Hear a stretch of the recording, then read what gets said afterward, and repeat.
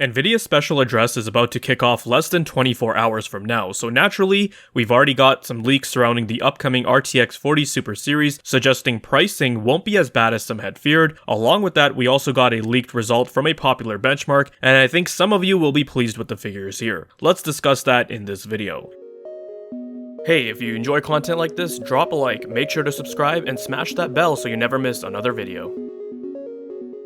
Hey, what is going on, guys? Danny here, welcome back to the channel, and I hope you've all been doing well. In about a day or so, we're going to see Nvidia hold their annual keynote to kick things off during CES week. Over the past couple of months, we've seen a number of leaks surrounding a new RTX 40 Super series that will be hitting the market over the next coming weeks. I can't say that these GPUs were highly anticipated by PC gamers because, if I'm to be honest, given the increase in pricing along with the diminishing performance gains, aside from the flagship that is, there really wasn't much to get hyped up about. I'll be honest, even I was pretty checked out of this market midway through last year. However, with this new 40 Super series, I'm hoping it does bring in some much needed rejuvenation into the market, and I got a feeling with the way Nvidia will position these cards, there will be some very interesting stances you'll see people taking. But nonetheless, I'm just happy that at the very least we've got some new hardware to look forward to, even if it's not necessarily going to be mind-blowing. With that said, I wanted to go over some of these new recent leaks we got because some of the info here relates to the discussion we had in a previous video. Amongst those leaks, we saw a leaked render for the 4070 Super from ASUS, who are one of the largest AIB partners for Nvidia, and now it looks like we're getting more leaked renders from other AIBs. This info of course comes from Momo on Twitter, who have posted images of Gigabyte's models, and these renders basically confirm the lineup as they show the RTX 4070 Super, 4070 Ti Super, and the 4080 Super. I really don't understand how someone from Nvidia's marketing team greenlit Ti Super. I just think combining two subsidiary names is confusing. This could have been a perfect opportunity for them to just bring back Ultra. Anyways, apart from these renders, there's nothing major in terms of the designs for these models, as they're basically recycling the coolers that the vanilla 40 series had, which is fine. I think within the same generation, nobody is really expecting new gen coolers unless they're warranting some new thermal solution. Adding on to this, we have video cards that have renders from Inno3D, who are an AIB in the Asian market, and we can see some leaked models for the upcoming 40 Super series. Palette was also another AIB that had their models leaked. I think you can find some of their cards in the US, but I haven't seen any of them in retail channels up north in Canada. And as always, links to these articles will be in the description if you want to check the images out for yourself. Now, moving away from the leaked renders, I wanted to discuss a leaked benchmark result involving the 4070 Super from the popular Geekbench test. Now, keep in mind, Geekbench is a synthetic benchmark.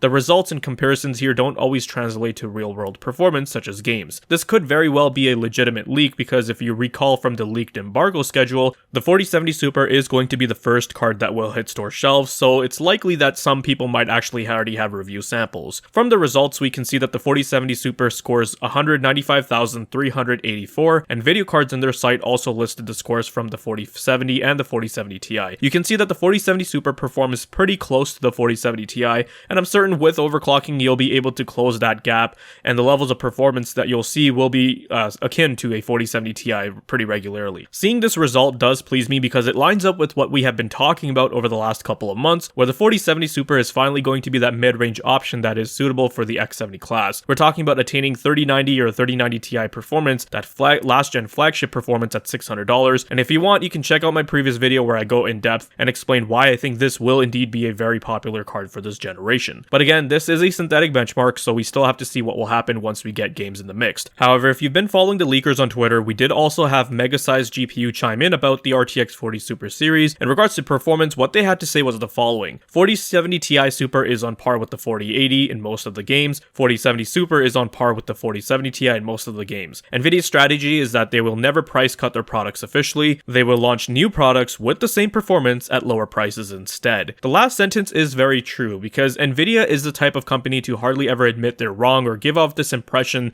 they themselves want to devalue their products. By actually launching new products to the market, they generate more hype this way because it'll be treated as its own separate thing. You'll have the marketing cycle start up again, reviewers will be talking about it, etc. Whereas with a price drop, that doesn't always garner the most interest because not everyone is going to go back and then re-review the products and take into account new pricing. Performance-wise, I had predicted this was going to be the case as well, and I know most of my discussion has been surrounding the 4070 Super, but if it turns out that the 4070 Ti Super is going to be within striking distance of the 4080, then that will be looked at as a fairly good high-end option that doesn't cost an exorbitant amount. I was reading through some of the initial comments and many were happy. A lot of X80 class owners are looking at this card as the 4080 we should have gotten at the start for $800, and I agree. The 4080 is around 50% faster than the 3080, which aligns with most gen-on-gen improvements we've gotten in the past, but that price increase completely dwarfed that and people weren't happy, whereas if it had originally come out at $799, yeah, that's a $100 increase, but given inflation and all that, I think people wouldn't have a problem justifying that. Now, I've brought up pricing, and this seems to be a subject which is quite the mixed bag. Megasize did also mention pricing, and do keep in mind these things can change, and they can change last minute. I recall many within the industry said that Jensen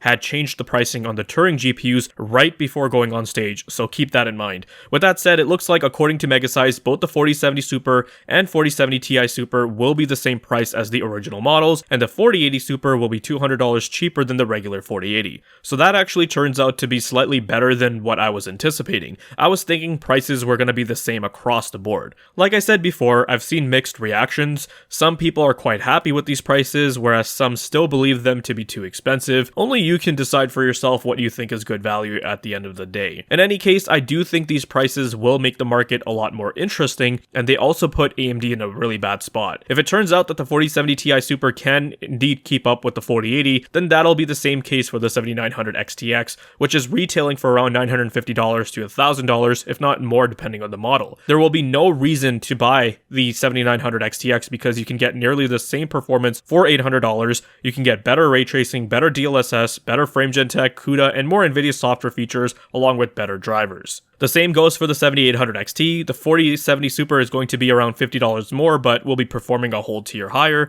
and then you get the benefit of the better software features I mentioned earlier, and it also puts the 7900 XT in a weird spot of just being in between. At that point, you're going to have to decide, you can save your money and just go with the 4070 Super, or if these prices do indeed turn out to be true, then given what the 7900 XT currently retails for in the market, then you're not going to be paying a whole lot more for the 4070 Ti Super. Therefore, if anything, this Super refresh actually puts some considerable pressure on AMD. I'm not sure what route they'll take, if they'll just drop prices or if they'll also have their own refresh in the works with an RDNA 3.5 that fixes some of the fundamental problems of the architecture. But in my opinion, if they leave things as is, it's not going to end well for them, and I don't think that's sustainable for them either. All in all, I won't say I'm extremely ecstatic about the GPU market again, but I think this is still a lot better than the Dell situation we had prior. So we'll see how things turn out at Nvidia's keynote. For now, that'll do it for this one, and we'll touch base in the next video. If you guys found this video to be informative and entertaining, then leave a like. Let me know your thoughts and comments down below. Be sure to check out the video description for cool links and ways to support the channel, such as using my Amazon affiliate link. And if you're interested in seeing more content like this, then consider subscribing. I'd greatly appreciate it. Thank you guys so much for watching, take care, and I'll see you in the next one.